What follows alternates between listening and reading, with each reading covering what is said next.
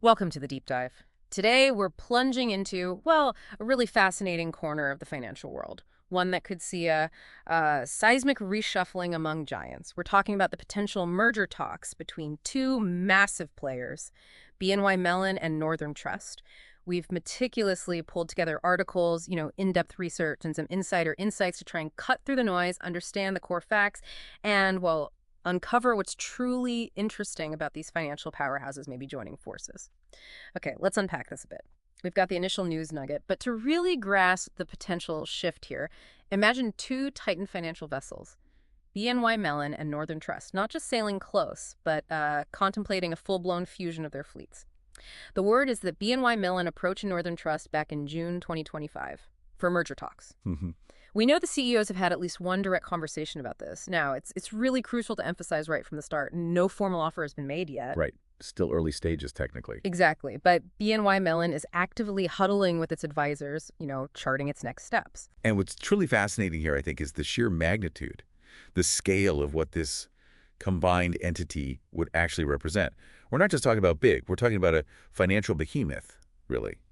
If they merge, this new entity would oversee more than $3 trillion in investment management, which is huge in itself. $3 trillion. Wow. Yeah. And then when you look at assets under custody or administration, that figure absolutely balloons to nearly $70 trillion. 70 trillion. 70 trillion. To put that into perspective for you, this would make it about 50% larger than its nearest competitor, State Street. 50% larger. And then nearly $70 trillion in assets under custody or administration. It isn't just a big number. It means this combined entity would literally be the secure digital and physical vault for, a significant chunk of the world's institutional money.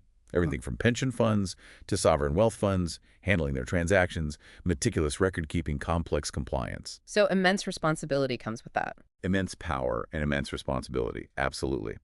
For context, just remember, as of June 2025, BNY Mellon had a market cap around $65.5 billion.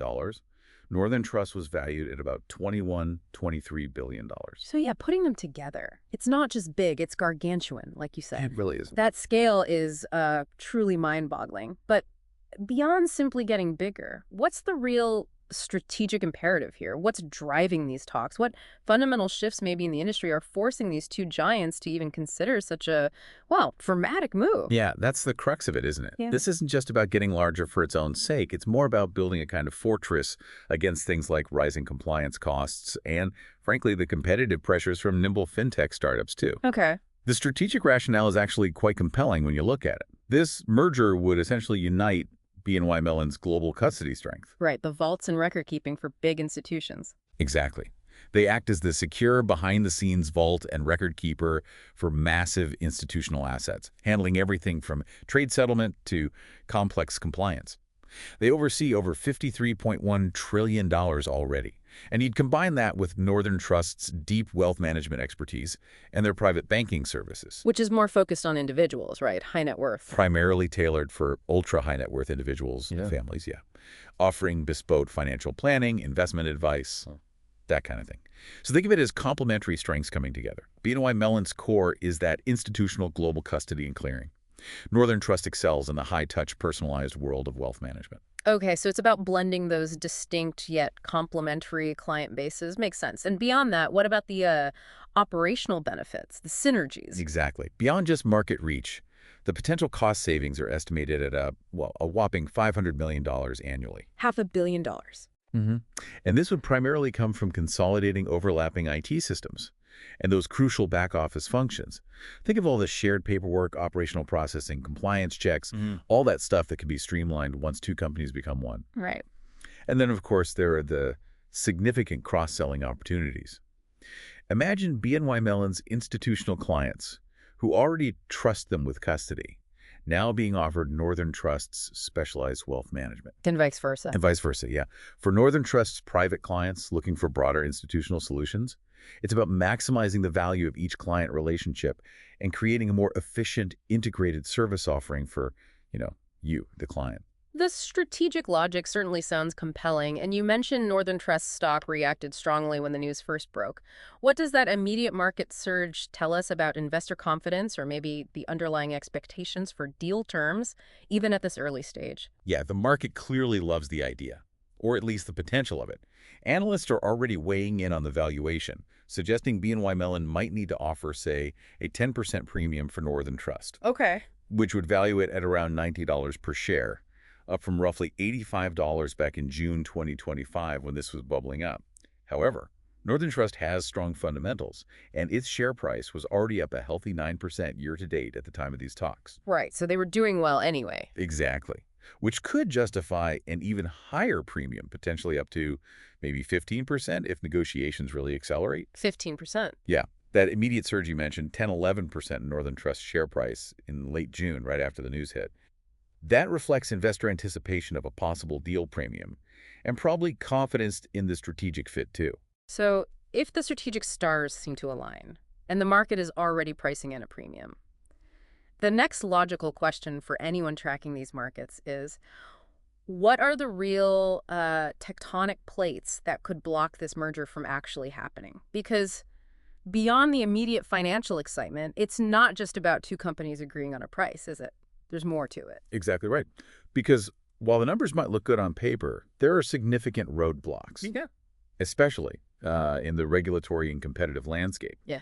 Now, while the Trump administration has signaled, let's say, a more permissive stance on large bank mergers, which could theoretically ease regulatory approval compared to previous years, Mm-hmm. antitrust scrutiny always remains a consideration. Mhm. Always. However, the firm's differing business focuses, BNY Mellon mainly in custody, Northern Trust more in wealth management, that might actually help reduce direct competitive concerns.